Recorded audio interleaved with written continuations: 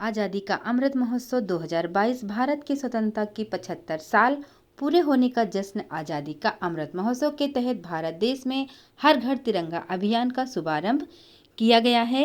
नरेंद्र मोदी जी द्वारा आज़ादी का अमृत महोत्सव की शुरुआत साबरमती आश्रम से एक पदयात्रा को हरी झंडी दिखाकर किया था। संस्कृति मंत्रालय भारत सरकार द्वारा इंडिपेंडेंस डे 2022 को आज़ादी के 75वीं वर्षगांठ के उपलक्ष्य में आज़ादी का अमृत महोत्सव के माध्यम से हर घर तिरंगा फहराने एवं अपनी सोशल मीडिया में डिस्प्ले फोटो लगाने की का आग्रह भी किया है, जो स्वतंत्र भारत के सपनों को साकार करने के लिए आगे बढ़ने की प्रेरणा देंगे। आज़ादी का अमृत महोत्सव 15 अगस्त 2023 को समाप्त होगा। आज़ादी का अमृत महोत्सव के माध्यम से सभी भारतीय नागरिक हर घर तिरंगा अभियान रजिस्ट्रेशन के सच्चे देशभक्ति, एकता का प्रतीक राष्ट्रीय ध्वज के सम्मान के लिए आगे बढ़ सकते हैं। भारत सरकार द्वारा आज़ादी का अमृत महोत्सव के माध्यम से भारतीय संस्कृति एवं आज़ादी 75वीं वर्षगांठ धूमधाम से मनाया जा रहा है। आज़ादी का अमृत महोत्सव के लिए सभी भारतीय नागरिक हर घर तिरंगा अभियान में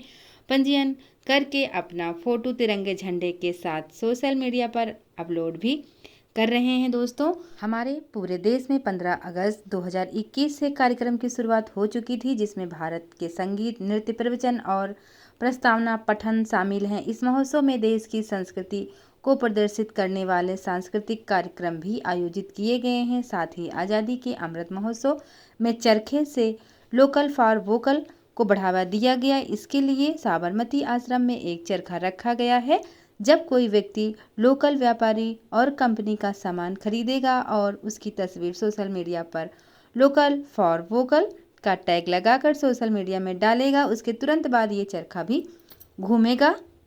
वर्तमान समय में जो भी पीढ़ी है, युवा पीढ़ी है, जिनकी उम्र 18 से 35 वर्ष के बीच में है, वह आज़ादी के संघर्ष और लोकतंत्र के महत्व को बेहतर ढंग से नहीं जानती है। कई विचारधाराओं में बटी यह पीढ़ी गुमराही के चौराहे पर खड़ी है। ऐसे में उन सबको देश के इतिहास और वर्तमान से जोड़ना जरूरी है। कहते हैं कि जो देश अपना इतिहास भूल चुका है, उसका भूगोल भी बदल जाता है। तो इसलिए जो भी हमारी युवा पीढ़ी है, उसको याद दिलाने के लिए ये आज़ादी का अमृत महोत्सव मनाया जा रहा है।